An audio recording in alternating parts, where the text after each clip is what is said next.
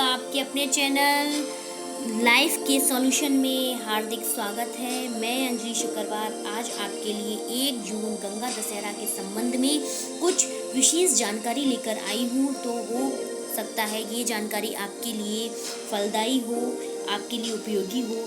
तो अगर आपको ये सारी जानकारी पसंद आए तो लाइक सब्सक्राइब करना ना भूलें।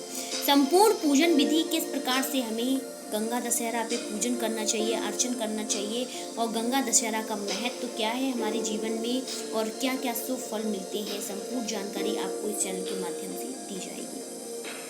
तो गंगा दशहरा की बात करें, जिसको कि हम 1 जून 2020 को मनाने वाले हैं, विशेष गंगा दशहरा के रूप में विशेष अगर बात की जाए तो गंगा दशहरा के दिन प्रातःकाल स्नान करना चाहिए और उसके बाद स्वच्छ वस्त्र पहनकर सभी जो भी आपका घर है, मंदिर है, उसको पवित्र गंगा जल से पवित्र करना चाहिए। ये विशेष है। इसके अलावा हमारे शास्त्रों में, हिंदू धर्म में ये माना गया है कि गंगा दशहरा के दिन जो विधि विधान के अनुसार अपने नित्य क्रिया कर्म करता है उसके 10 पापों का नाश होता है। गंगा जी जो कि शंकर जी की चोटी से निकली हुई है और इस पृथ्वी पर आकर इस पृथ्वी को पवित्र किया है उन्होंने। तो गंगा जी को इस दिन हम विशेष रूप से इनका पूजन ध्यान आदि करते हैं। तो अगर आप भी ऐसा करेंगे तो आपके भी जो समस्याएं हैं, जो परेशानियां हैं, उनसे अवश्य आपको निदान मिलेगा। तो इसकी कुछ विधियां हैं, जैसे कि सूर्य उदय होने से पहले हमें स्नान करना चाहिए। जैसा कि आप सभी जानते हैं कि अभी लॉकडाउन के समय हम घर से बाहर नहीं जा सकते, तो यह कार्य आप घर पर कैसे करेंगे इसके बारे में मैं आपको बताती हूँ। गंगा जल जो आपका स्नान करने का जो जल है उसमें थोड़ा सा आप गंगा जल की कुछ बूंदों को डालें और उसके बाद स्नान आदि करें, जिससे कि वह काफ़ी लाभदायक होगा आपके लिए। और इसके बाद पूरे घर में गंगा जल का छिड़काव करें और स्वच्छ वस्त्रों को धारण करें। इस प्रकार आपके तन के साथ साथ आपका मन भी पवित्र होगा। और गंगा जल बहुत ही पवित्र है। गंगा नदी बहुत ही पवित्र नदी मानी जाती है। हमारे वेद पुराणों में इसके बारे में बहुत ज़्यादा मान्यताएं विद्यमान हैं।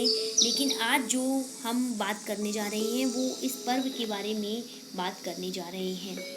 इसके अलावा अगर गंगा जल जो आपके गंगा दशहरा है उसके बारे में अगर बात की जाए तो यह जो पर्व है आपका 31 मई से शाम 5:30 बजे से स्टार्ट हो जाता है और यह आपका 1 जून 2020 रात्रि तक ये पर्व आपका रहता है। गंगा दशहरा जैसा कि हम सभी जानते हैं 10 पापों का नाश करता है गंगा दशहरा, जो कि हमारे द्वारा किए गए कार्य जिस प्रकार हमारे द्वारा कार्य किए जाते हैं उस प्रकार से हमें फल मिलता है।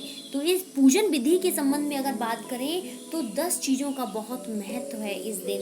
अर्थात पूजा करते समय विशेष रूप से 10 चीज़ों का ध्यान रखें। जैसे कि अगर आप पूजन कर रहे हैं तो आपके जो इष्ट देवी देवता हैं, जैसा कि हम सभी जानते हैं गंगा जी शंकर जी की जटा से निकली हैं और इसके बाद वह पृथ्वी पर प्रकट हुई।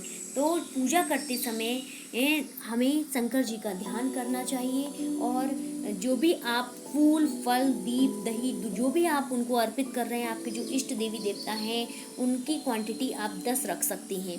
जैसे कि 10 फूल हुए, 10 फल हुए और इस प्रकार जैसी आपकी श्रद्धा है उस प्रकार से आप पूजन विधि को संपन्न कर सकते हैं।